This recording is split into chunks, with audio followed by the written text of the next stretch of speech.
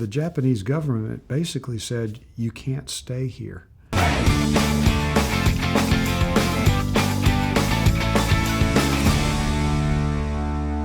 It was a flight that started in Tahiti, and the original plan was the airplane was to come from Tahiti. I was going to fly it up through a couple islands, end in Hawaii, and then put on a ferry tank and fly the 2,000 miles across over to San Francisco. But it turned out that the ferry tank company basically was going to gouge on price, and it turned out that the owner of the airplane got so mad that he said, let's do it without a ferry tank. So I ended up flying this King Air 350 from Tahiti, and then basically island hopped all the way up to Japan. And what was so fun about that flight is that I got to basically follow our World War II steps. So I landed in some of the coolest American Samoa and Tarawa, Guam, a couple times in Japan as I came across, and just got to retrace history. It landed some of these places that our armed forces fought, and we're trying to win that dirt so that we could get close to Japan and actually win the war. So that was a totally interesting part of the trip. Very long trip, but the interesting part for me started on Guam. I took off that day with the intent of making it to the northern part of Japan. But on this particular day, there was a typhoon that was happening in the Pacific. And I was pretty much trailing the typhoon. In other words, the typhoon had gone up through, it was like a Cat 1. It wasn't a big deal, but it was basically went up into Japan and then rounded over. And I was pretty much flying behind it at about 12 or 13 hours later. There was no catastrophic anything happening as upon landfall, but it was a good storm is pretty much what it was. But as I left Guam and I landed in my first place in Japan, when I was then going to go to the northern part of Japan, when I landed there, the Japanese government basically said, you can't stay here. And, to go from Guam to southern Japan is a pretty long distance, and then to northern Japan, so I had like 7 hours of flying to get to northern Japan. But when I got there, the Japanese government said, you can't stay, you have to continue. And it was like, well, continue. I'm going north. I'm leaving here, and I'm going to Russia and then Alaska. And so, but they were like, we don't care where you're going, but you're not staying here. And it was like, well, okay. And so I had no choice but to, right at dark, fly the airplane from northern Japan. I went to Petropavlovsk, Russia, and went there, landed at midnight. It was cold, and I had woken up in Guam, where everything's nice. So I wasn't clothed very well for it, and landed at midnight. And you can't stay in Russia, so you have no choice. So my next destination was Nome, Alaska, and so where you would think that this would have been the easy part, but it wasn't. It was already late in the day, and I took off from Petropavlovsk, Russia. Began to climb up, and of course I'm going to butcher this word, but I think it's called the Kamchatka Peninsula, which is really nothing but a bunch of volcanoes, is where Petropavlovsk is at. Anyway, I took off from there, and it wasn't long after I took off that on this particular airplane was a Proline 21, and there's one knob that you basically push a radio frequency, and then you can turn the radio frequency, or you push the COM2 and you can change it, or a nav frequency, you push a different button. And for the squawk, or for the transponder, you push that button. But there's one knob that turns. And what ended up happening is that knob broke. And what that meant was I didn't have any control. I had the one radio frequency I'm already talking on. I had the squawk. So basically the Russian air traffic control said, hey, squawk this. And I went to go do it, and it wouldn't change.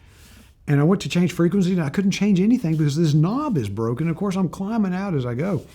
And about the same time, I end up with, of course, it always happens where everything happens. It ended up that there was not only had that knob broken, but my attitude indicator right in front of me, that went blank as well. And there was a couple pop circuit breakers. Included on those circuit breakers was the autopilot. So now I'm hand flying, not able to change radio frequencies, and I can't go back to Russia. And so the only thing I can think of is I'm going to go to Nome, Alaska. So I climbed up to my cruising altitude, in that particular case, of 35,000 feet, which is really, really high for a King Air 350. Climbed all the way up to 35,000 feet, eventually lost radio communication because I couldn't talk to him. Got up to 35,000 and was hand flying. And it was very surreal in the sense of, here I am in, over Siberia, effectively, not able to talk to anybody. And what was really, really, it was at night. It was just so dark, and the stars above were brilliant. And I dimmed down the cockpit, and I tried to lean over to find remedy my problem, push in circuit breakers and check on things. And I was just all over the sky because it's such a light atmosphere at 35,000 for an airplane like a King Air. And eventually just went back to I'm going to have to fly this entire flight, even though I was already late. And what was really cool, I remember a couple things about the flight, and that was that the sun began to come up. And of course, I'm very high, and the sun comes up pretty slowly in the winter up there. And but there's that little bit of light. It was so cool to see it just begin and have a BMNT before morning nautical twilight begin to get brighter, and then get brighter and brighter. And as the sky got brighter, my mood got brighter, because now it's like I can see some things, I can make some stuff happen. And on the panel, there's a button, and I should have known this, but I didn't. But it said 121.5 emergency. And you push that button, and now you can talk on guard.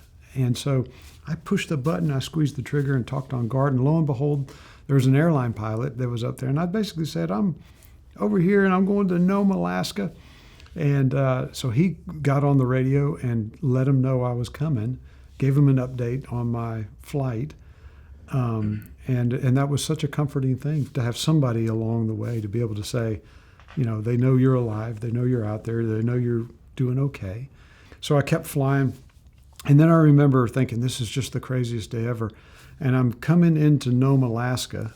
And as I come into Nome, I'm on guard frequency. And up in Alaska, there's flight service stations still. And we used to have them in the United States, but not anymore. But up in Alaska, they still got them. And the guy in Nome, Alaska came on guard. And as I came inside there, I was able to talk to him. And I remember my last radio traffic that I got from him was, be careful because there's muskox on the runway. And I thought, how more weird can the flight get? And the guy went out on the truck and kind of ran the muskox off the runway. And but I landed in Nome, Alaska. It was daylight by that time because I had flown all the way through the night. Landed in Nome, Alaska, and got the airplane fixed the next day and went on. But I remember that flight all the way from Guam to 2 stops in Japan, landed in Petropavlovsk, and then an early twilight flight, or before morning nautical twilight flight through Siberia to land in Nome, Alaska. It's one of my most memorable flights. The airplane got fixed right there. And it was easy, just a switch was all the problem was. And got it fixed, and I was off the next day on the rest of my flight. But I remember at that time it was my longest, the whole flight from Tahiti back to the United States was my longest flight. And that was the longest day I'd ever flown of flying. It was almost 16 hours of flying in that day, solo, very long flight.